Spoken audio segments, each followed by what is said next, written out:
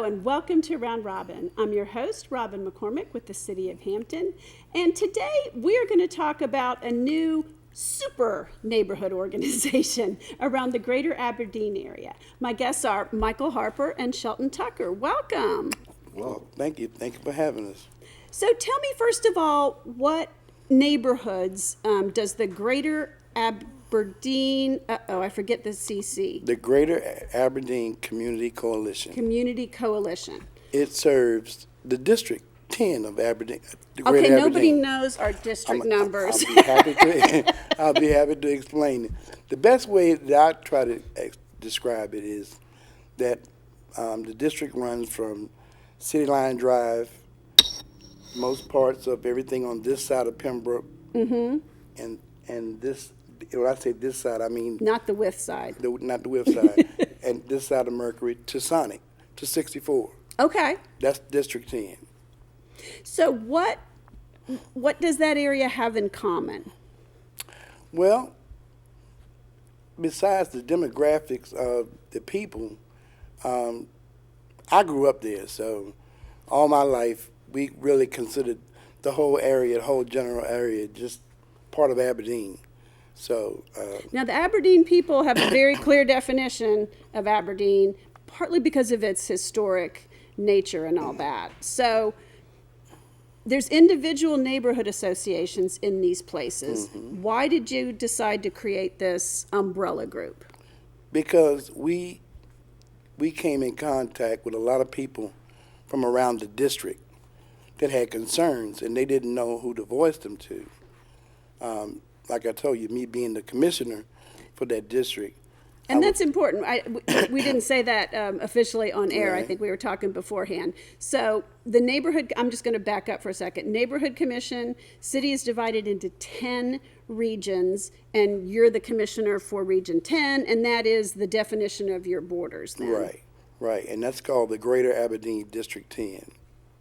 So in my travels and talking to the various people, I was able to get information, just fact finding stuff, and they had different concerns, but as different as they were all related to things like crime and the youth situation and education and things like that.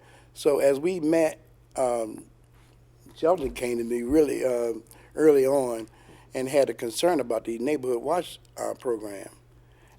And which neighborhood was that for you? It was actually on the other side of Jones Road neighborhood that I grew up in. We actually had a shooting out there that resulted in a lot of chaos, and a lot of the neighbors didn't know who to turn to for help. One of the things that came about as a result of this is that we found that crime didn't stop at the neighborhood level. That is very true. And so, it doesn't even stop at the city level. It doesn't even stop. But there's a lot exactly. of movement within the city as well. So what we discussed when we got together, we found out that if we could leverage the district and the number of neighborhoods, that we would get more out of the association and the network, and that's really the birth of this organization. We are uncovering a load of talent. I mean, we have a number of residents throughout the district, and like Mike said, there's a commonality, of course, among us. We want to see the same things, we want to address, but this coalition it's a grassroots efforts to give the whole district a voice, unified voice. And a lot of neighborhoods don't have an association, or people live kind of between neighborhoods, or they have an association, but it's not terribly active.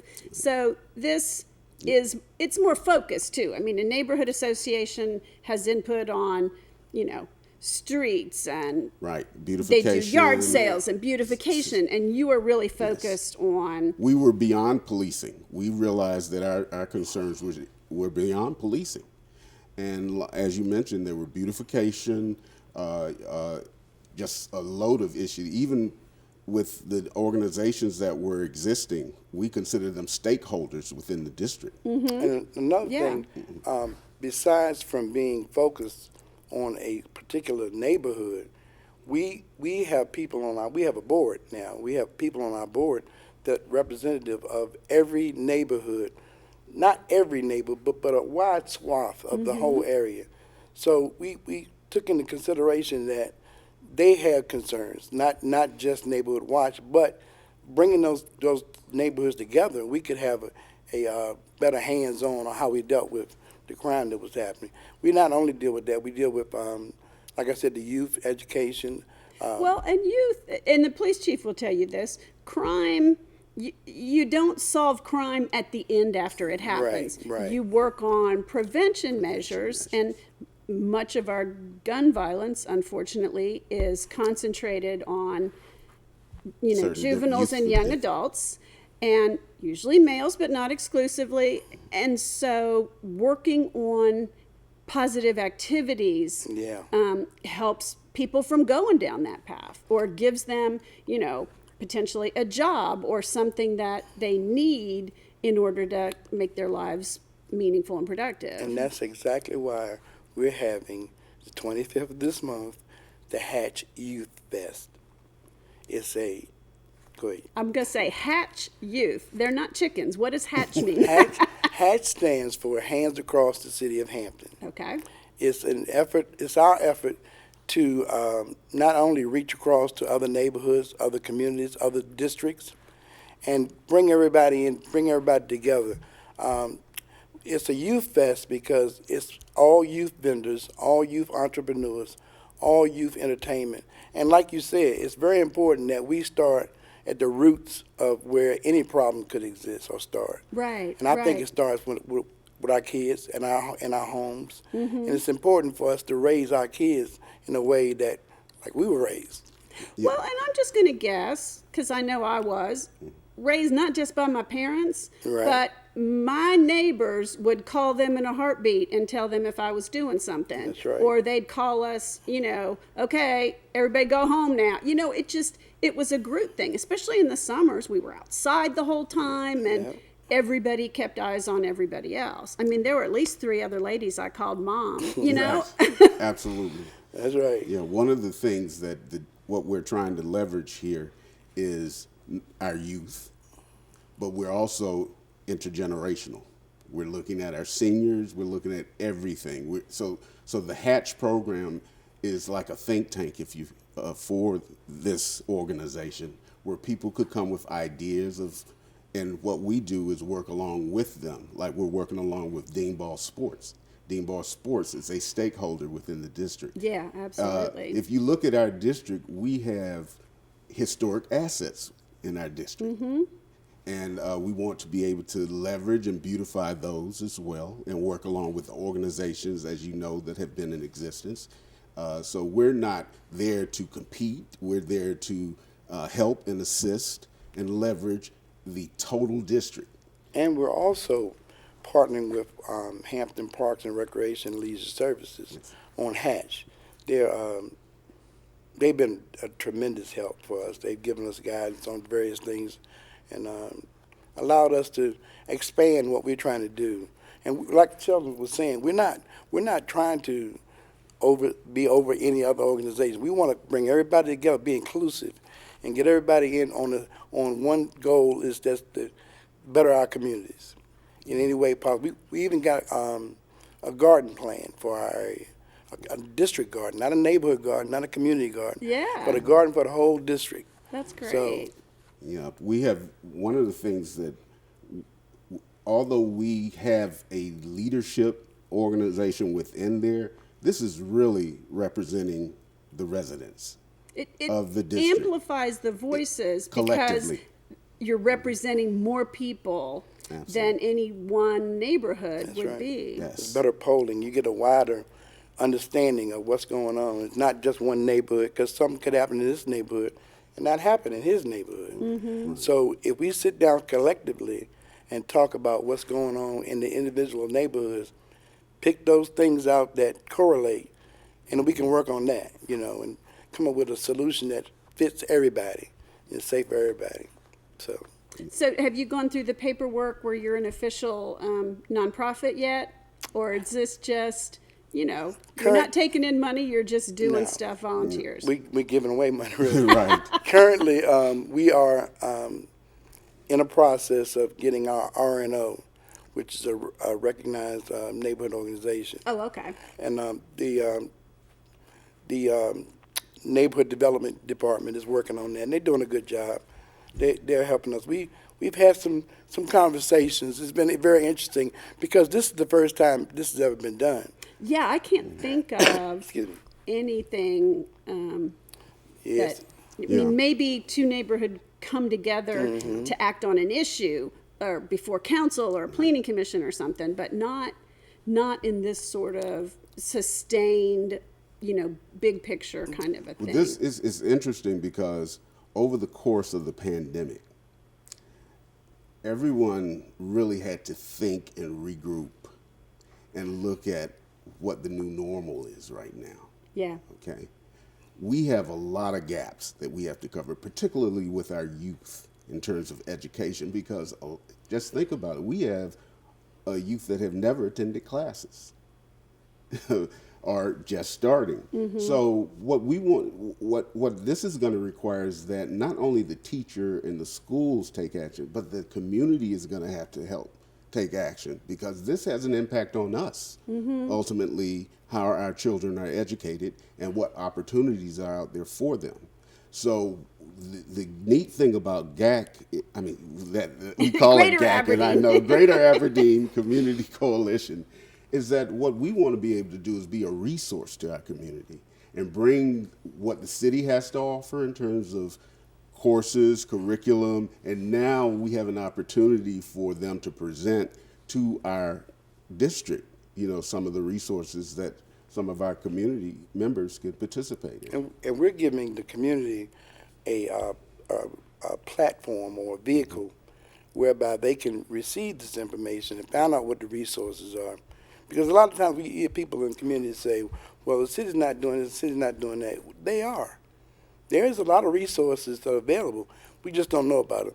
Right. And one thing the neighborhood department is doing, neighborhood development department and the commissions are doing, they're rebranding the grant program. So last Saturday, I just met with some of my fellow commissioners. We shot a PSA to let people know about the various grants and how to go about getting them.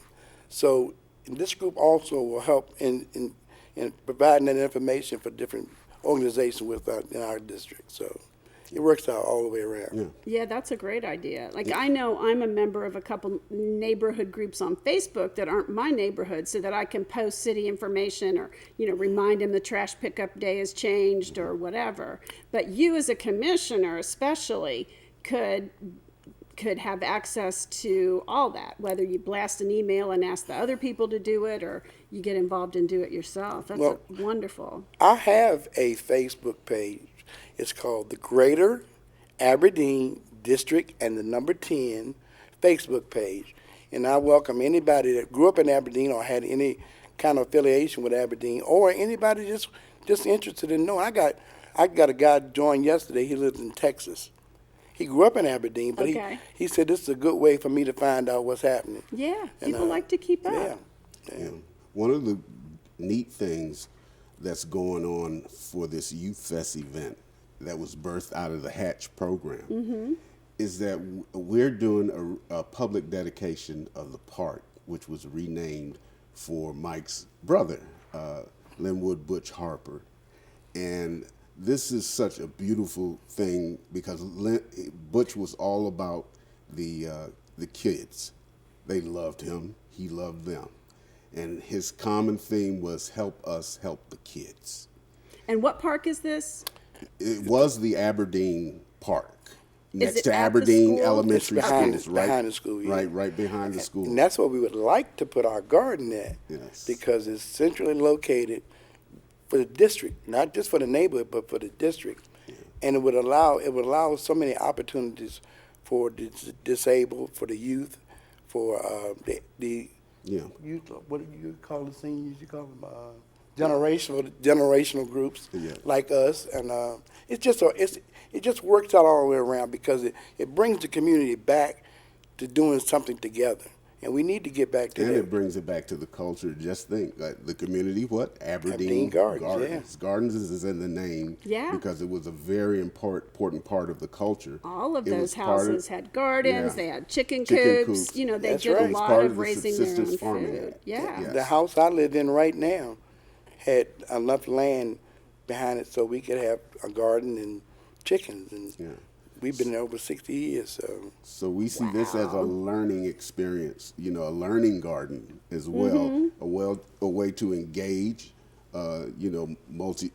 intergenerational activities at the garden. Of course, the health benefits of gardening, all of that. Well, a lot of seniors, the generational differences are so stark. A lot of seniors are afraid of young people, they're afraid to engage, and so letting them get to know the young people in their neighborhood, impart some of their knowledge, it's going to make everybody more comfortable. And last year I did a thing called Happy. I'll tell you what Happy stands for. You love the I love acronyms. Yeah. I can remember them better. Happy stands for the History of the Aberdeen Project, promoting the youth. I engaged, Shelton was my SME.